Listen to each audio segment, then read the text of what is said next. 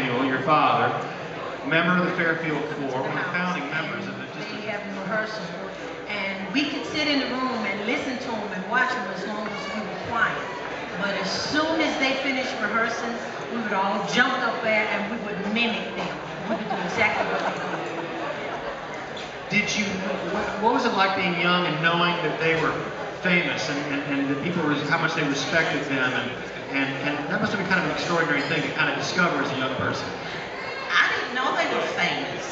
I just, went with them, and at the time, when they would appear with like Thomas Dorsey or Mahalia Jackson, I just thought they were nice people, And as I got older and I realized the history of who they really, really are, and that filled me with a lot of pride to be part of that.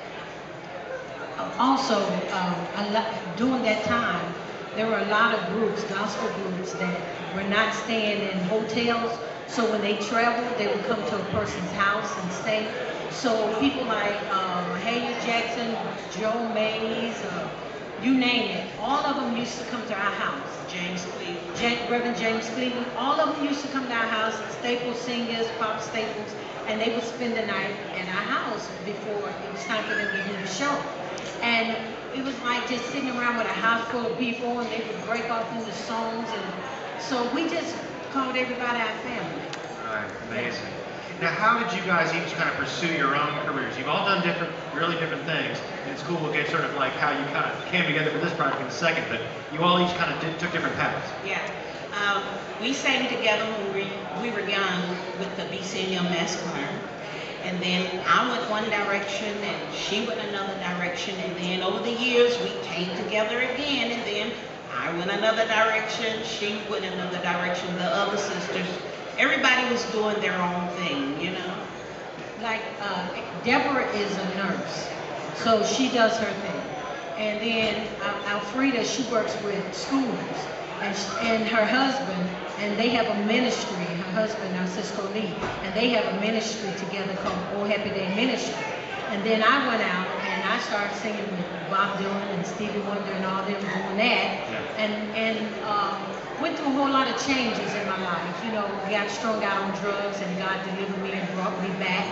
And now here we are. Here you are. Together.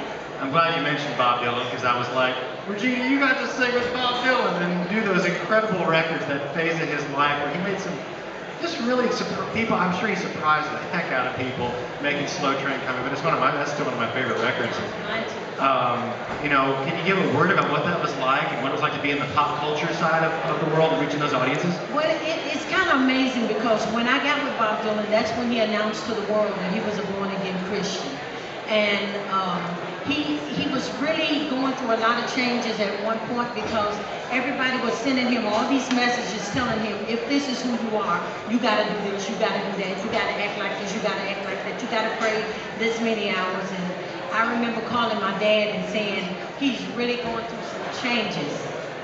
And what ended up happening was my father talked to him, and my dad told him, said, your walk with God is as personal as you coming into this world, and as personal as when it's time for you to go out. And that helped him find his way. Wow, that's extraordinary to hear. When did your dad pass away? How long has it been? March of 91. 91. Okay, it's been some time. Well, what I really want to talk about then is this record and Homecoming. It's called Our Journey. Excuse me. That's the last record we heard. Our Journey. It has been a journey, but what prompted this recording? What's on it? Well, we decided that it was time. We would go places and people would say they wanted us, where's your record? We want to take you home with us. So we all got together and we prayed about it and, seek God's face and what he wanted us to do. And we remembered there was a video that we have where our father was crying, and he said, God, you gave me all these singing children. Please let them come together and sing. And so we took that and we decided, this is it. We're going to do it. Wonderful. Is it fairly traditional material that you all have loved forever, or did you look for sort of a mixture of contemporary stuff, or did you borrow from Brother Mike here and pick one of his songs up? How'd you pull the song together? We've got, it's a little, like an thing. She's an herb. But I think you're gonna enjoy it. You're gonna find songs that you really, really enjoy on this project. We were with Buddy Miller for a little while, and of course everyone knows we with Mike Ferris, and Buddy produced. And we just grabbed from everybody. That's why it's our journey, because we took a little from everywhere we've been, you know, and wrapped it all up into this project. Right on. Well, it's a delight to have you. I'm so glad to talk to you guys. The McCrary sisters.